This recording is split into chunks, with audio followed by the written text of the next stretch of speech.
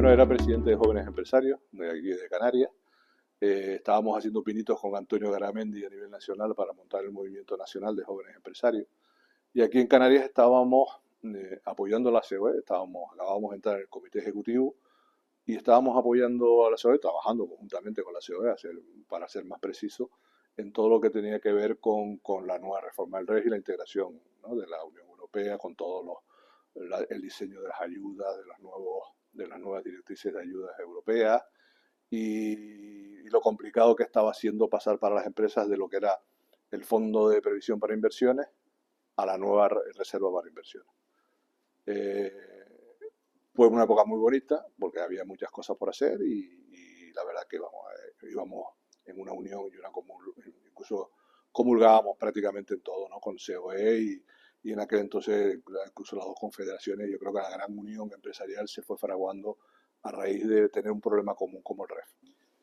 Bueno, en el año 95 tuve la oportunidad de ser director general de promoción económica. En aquel entonces tenía la responsabilidad de la negociación del REF. Estaba José María Aznar de presidente del gobierno y estaba Rodrigo Rato de ministro de Hacienda, estaba José Carlos Francisco de consejero de Hacienda aquí, y me acuerdo de muchísimas reuniones, tanto aquí como en Madrid, preparatorias para reuniones muy singulares luego en Bruselas, ¿no? En aquel entonces estaban de comisarios que estaban investigando el REF y todas las ayudas europeas, que estaba Van Miert era uno y Mario Monti era el otro. Y no me acuerdo que las reuniones al principio no nos entendíamos, tuvimos que tirar del grupo interservicio, de todo su equipo, que la verdad que en aquel entonces nos sirvió mucho para que reconocieran, ¿no?, lo que todavía ni siquiera existía el concepto RUP, sino éramos islas periféricas, pero que todavía no teníamos esa consolidación con el resto.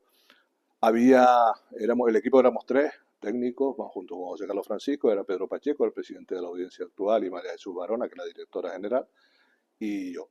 Y estábamos permanentemente en reuniones, íbamos a negociar a ver cómo funcionaba la zona de los incentivos para la banca en Irlanda, o nos íbamos a Puerto Rico a ver cómo funcionaban las zonas industriales, que también tenían un tratado especial con Estados Unidos, para intentar buscar un encaje, ¿no?, de Canarias de lo mejor que nos beneficiara. En aquel entonces, como te decía, los dos comisarios estaban en una lucha contra todo lo que eran paraísos fiscales y todo lo que era la declaración de ayudas, digamos, que iban en contra del tratado. Se hizo una lista en la que no debíamos estar nunca, pero tampoco queríamos ceder, porque claro, por ejemplo, nosotros no quisimos nunca aceptar que la zona especial canaria, que posteriormente tuve el honor de vicepresidir y presidir, perdiera la zona financiera y perdiera la zona de seguros. Pero al final la condición que nos ponía Europa era que no podían entrar ahí porque había una deslocalización clarísima hacia Canarias y no querían que hubiera ese problema en Europa, ¿no?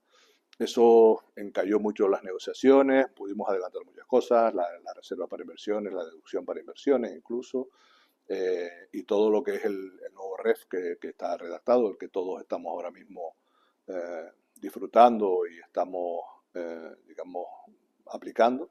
Y lo conseguimos en aquella época, pues el año 96, 97, y luego ya lo demás, pues lo que tenemos publicado en los boletines. Sí, no entendían lo de la deducción para inversiones fija para el sector industrial y para los productores, y tampoco entendían el mecanismo de la reserva para inversiones, sobre todo porque ellos querían encajarlo en las distintas ayudas que habían en el resto del territorio europeo, y nosotros teníamos que definir al mismo tiempo el encaje político y económico.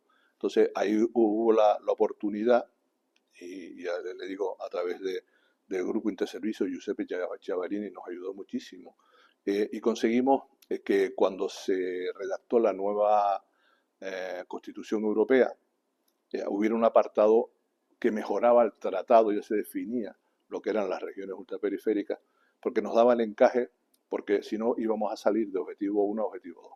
Entonces íbamos a perder las ayudas, el nivel de ayudas que teníamos, íbamos a perder la intensidad fiscal, incluso se hablaba de un phishing out, de las ayudas de Europa hacia Canarias, y todo eso nos tenía muy preocupados. Al final tuvimos que ceder en los temas de la zona especial canaria y para conseguir el resto, yo creo que hemos conseguido un muy buen REF, que hasta ahora ha funcionado muy bien. Salíamos de una época un poco oscura donde con la FPI el Ministerio de Hacienda había detectado algunos problemas en la aplicación de la reserva, pero que se arreglaron todos con la reserva de inversiones, y con eso yo creo que avanzamos bastante y no estaríamos donde estamos hoy sin el REF que tuvimos en aquel entonces. Bueno, yo creo que lo que nos ha hecho europeos es el REF. O sea, yo creo que el haber pasado de una economía que vivía de los puertos francos, que muy basada en la agricultura, muy basada en el consumo del día a día, nos permitió industrializar, nos permitió crecer, nos permitió subir los salarios, nos permitió que la gente pudiera compensar ese sobrecoste que tenemos por ser canarios, ¿no? De estar viviendo en islas y tan lejos de Europa. Pudimos, digamos, eh, que nos reconocieran el encaje, ¿no? De todo lo que significaba ser canario, a través de ser una zona, un régimen, una región ultraperiférica. Y eso nos dio, primero, respeto, porque íbamos junto con Francia y Portugal a todas las reuniones, porque también ellos tienen zonas ultraperiféricas, y eso nos daba, encontramos un arma muy importante, que además el nexo de unión de todas esas negociaciones era el sector platanero, porque no solamente teníamos en aquel entonces la singularidad de ser RUP, sino que también en todas esas zonas había plátano. Entonces, en ese momento el sector platanero tenía una pujanza muy grande en Europa, tenía una sensibilización muy grande por todo el tema de la ampliación, ¿no? De haber perdido, haber cedido en la protección del mercado nacional para abrirlo a lo europeo, y había tenido mucho predicamento porque las cosas se hicieron muy bien. Y entonces con eso lo que se consiguió es que nosotros entráramos por esa puerta de la mano, Platanero y el resto de empresarios. Hicimos una labor, yo creo que buena, y conseguimos pues que los niveles de renta subieran. Acuérdese usted que ahora mismo estamos en un nivel de renta del 60% del PIB per cápita europeo, pero en aquel entonces llegamos a estar cerca del 90 y por encima del 90. Entonces, bueno, el problema ha sido tal vez que el REF tendríamos que darle una pensada para mejorarlo, porque yo creo que ya después de 20, 30 años que tenemos de REF, es lógico que haya productos y estados tanto financieros como económicos que haya que mejorar, y no nos olvidemos tampoco que las medidas económicas nunca han estado plenamente dotadas. Entonces, bueno, si al final tenemos una herramienta, no le ponemos el combustible que nos hace falta para que funcione, pues obviamente la eficiencia de esa figura no es la que uno hubiera deseado o hubiera buscado. Bueno, sí, la verdad es que yo creí que cuando entré en la SEC teníamos ya un mercado captado, un mercado cautivo, que ya generaba por sí mismo, ¿no?, la atracción de inversiones, pero no era así. Al contrario, bueno, pues primero la etapa de la SEC fue muy bonita, pues porque estaba permanentemente con un equipo fantástico que hay ahí de técnicos, capitaneado por los dos directores aquel entonces, por el director único que hay ahora en estos momentos, que es la misma persona, y un equipo técnico fantástico. Y estábamos permanentemente pues en todo lo que se movía. Si había algo de innovación, ahí estábamos. Si había algo de digitalización, ahí estábamos. Se trajeron proyectos preciosos de inversiones de miles de millones de euros.